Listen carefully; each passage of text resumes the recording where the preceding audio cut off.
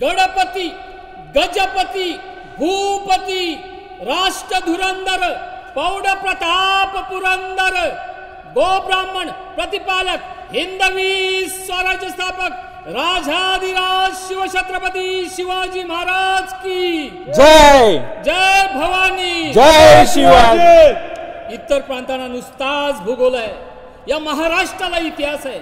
महाराष्ट्र मेलं तर राष्ट्र मरेल, म्हणून म्हणतो राजे या घडीला तुम्ही असायला होत, पण तुम्ही नाहीत ते बरं आहे राजे।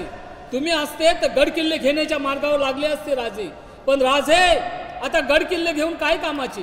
त्यासाठी तुम्हाला सुरक्षित मतदारसंघ निवडावा लागला असता।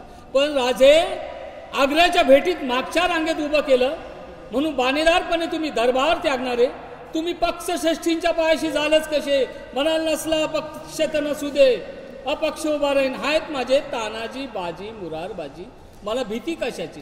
पण राजे तुमचा तानाजी नावाचा कार्यकर्ता सकाळी एकाकडं, दुपारी एकाकडं, रात्री जेवणावेळेला तिसऱ्याकडं, आणि सकाळी उठून बघता काय तर त्याचाच अपक्ष उमेदवारी अर्ज।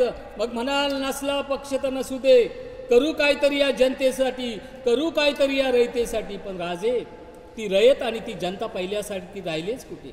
पैसे घेऊन ते विकणारी बाई आणि पैसे घेऊन मतदान करणारा, याच्यातच फरक राहिला नाही राजे। राजे म्हणून म्हणतो तुम्ही पुन्हा या राजे। जेव्हा जेव्हा शिवाजी राजे अंगणात असतील तेव्हा तेव्हा महासाहेब घरात असतील। राजे या महाराष्ट्राला तुमची गरज आहे, या महाराष्ट्राला तुमची गरज आहे राजे।